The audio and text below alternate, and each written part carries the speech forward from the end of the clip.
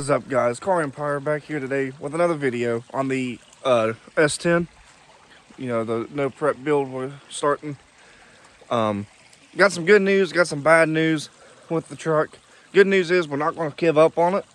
And I've decided what motor we're going to go with. I'll talk a little bit more about it later on in the video. But let me turn you around here and show you some more stuff I found. Now, when I bought the truck, I knew I wasn't buying a perfect truck. But I didn't pay attention in there. You know, down here is good for the most part. I ain't really worried about the fenders. You know, down in here is starting. But, you know, stuff like that, I mean, that's the whole bottom of the core support. I mean, the fender looks pretty good itself. It was the floor, I think I showed it in the last video. But the floor is more shot than I thought it was when I bought it. But like I said, no big deal. We'll go in here, cut it all out, and replace it with new. The rocker panels, you know, they're bad, shot. We're gonna replace them. I'm gonna replace this cross member here, probably with some tube stock or something. The back of the frame, like I said, I knew it was bad. We're gonna come back in here with some good metal and just chop these off, plate it, and probably brace it. Just to help, you know, stiffen the frame up tight together. I'm not too worried about it. I'm not going to run a stock bumper anyways. I'm going to run a roll pan eventually. The rear end, you know, I don't know anything about it, but I'm not going to keep it anyways. I'm going to go with an 8.8 rear end. Need to still take off the factory gas lines and stuff. So I just figured we'd get started on some of the stuff we can go ahead and do. So I'm going to set you up on the tripod.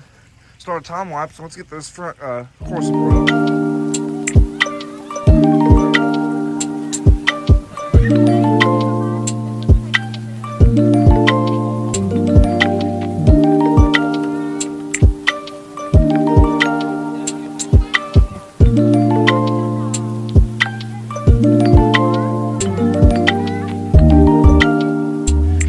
Alrighty, guys, we got the core support and the fenders off.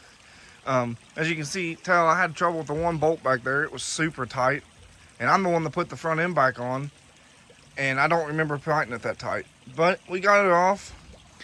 Like I said, as you can tell, I mean, the frame of the truck's super solid. I mean, there's a little bit starting in here, you know, pretty much because of these body mounts. But yeah, I just wanted to get, you know, that front end off. I'm going to try to get the motor here within a week or so and just test fit it to see how we're going to clear and such. Because the motor I plan on going with is a 427 cubic inch big block Chevy. The reason why I decided to go with that motor is I've not seen personally, in person, a big block S10. And so I want one. That's why I kind of went ahead and took the core support off and all that. I'm going to finish taking off the sway bar. Like I said, I'm not going to need it. And I just wanted to get a closer look at all the steering stuff to see what I'm going to replace, which is, looks like it's all already greasable. So I might just go through and check everything.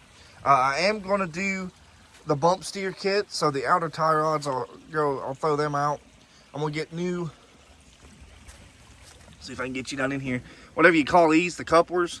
I'm going to be replacing those. I'm going to replace this idler arm for sure, and maybe whatever this bar is called, I'm not too sure.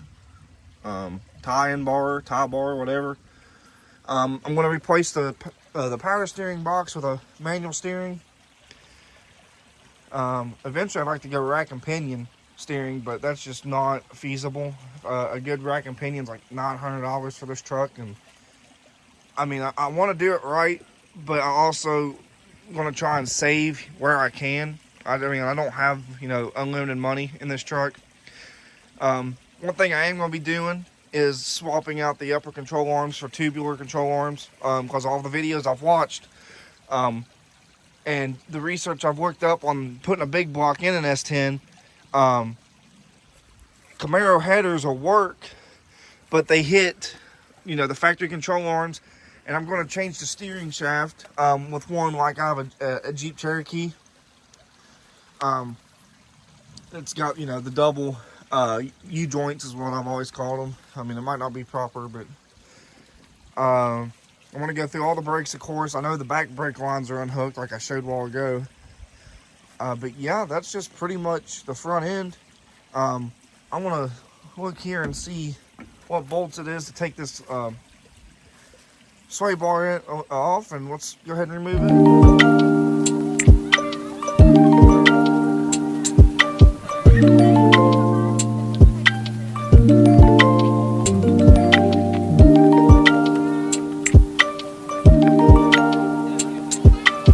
Alrighty guys, as you've seen there, we got that sway bar out of there. Bolts came out easier than I expected. So no longer limited with the sway bar.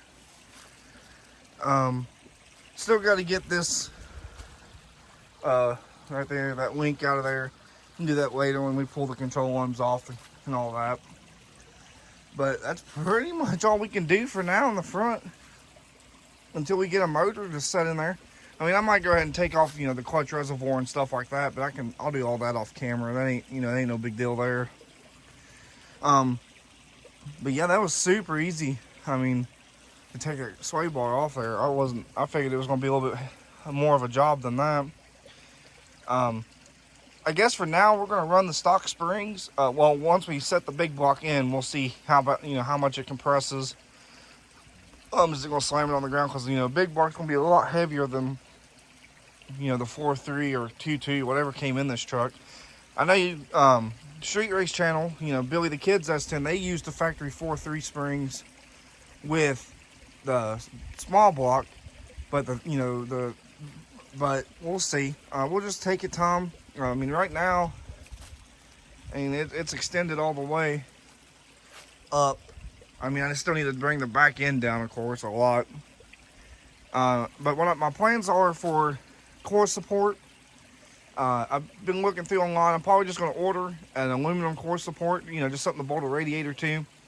I don't need, and then I'll buy the headlight buckets or whatever, and we'll fix headlights on it and stuff like that. Try to keep it as street looking as possible. I mean, I do want to drive it on the street. Whether I'm only getting a mile per gallon, but I mean, who really cares about miles per gallons? I like smiles per gallons. Hopefully in the next video though, we'll have the motor where we can go ahead and set it in. I'll pick up my transmission. It's in my Canyon that I took down to my dad's a few weeks ago. We'll bolt it all together, slide it in, throw a jack under the transmission, you know, just to get an idea of what we're looking at. I'm going to try, though, to kill all the weight I can up front here. So we can put it, you know, if I need to add weight to the back, we can add weight to the back, and we're not going to be super heavy. Another one of my plans, of course, I think I've already mentioned it. Sorry, door handle's broke. Is I'm probably going to cut, you know, all that metal out and all that metal out over there, and we're going to put some aluminum down just to save a little bit of weight. I've talked about, you know, with the bed, cutting the floor out of it, putting down aluminum sheet just to kill some weight. I'm still, also, if anybody that has access to a factory red S10 dash with no cracks in it, message me on Facebook and let me know. I would love to infuse all the factory, you know, lights, you know, stuff like that. I mean, I'm not worried about the gauge cluster, but I would like to keep a factory dash. I got to replace the windshield anyway, so it'll be real easy to swap out, you know, while we're already doing that, so I don't take a chance of busting the new one. But that's pretty much it with this inside. Like I said, DM me on Facebook, Car Empire Jacob, if you know where one's at, for a reasonable price. I mean, I'm not going to pay arm and a leg for one. I don't care about it that much. I'll run this one, and I'll just get one of them covers and lay over top of it. But yeah, that's what I'd like to do with the inside. Of course, I've got one Kirky seat right now I'm going to put in. Would like to get another one. I've sold the seat belts. I'm just waiting for the guy to come pull them out. I told him $25 and he come pulls them. So I'm just waiting on him to come do those. I might go ahead and pull them later off camera. I don't know yet. But focusing back here again, like I was saying, we're going to cut this off. We're going to put some, I'd like to honestly take some plate in between here and plate. You know, maybe fold some plate and then put it in here and weld it along and then put a tube through here. And then same with where I cut these off. I'd like to plate the whole back piece with, you know, 1/4 inch plate or whatever, 3/16, just to kind of help stiffen it. And then once we get the transmission in, down in there, and I get a cross member, I want to X-brace underneath the cab there, you know, tied in. And eventually I'm going to cage it.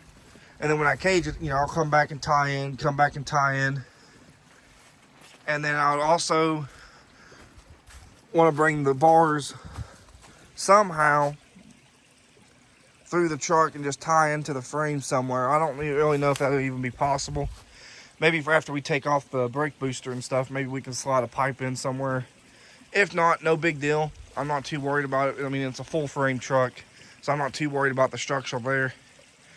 It'd just be nice to have it all tied in together in case something unforbid would happen. You know, we're not worried about the truck. We're worried about keeping whoever's in it safe. You know, if I'm racing it or whatever and lose control and wreck it, I would like that satisfaction, you know, hey, if the cab crushes in, it's only going to crush in 1/4 inch and you're going to be fine. Total the truck, we total the truck.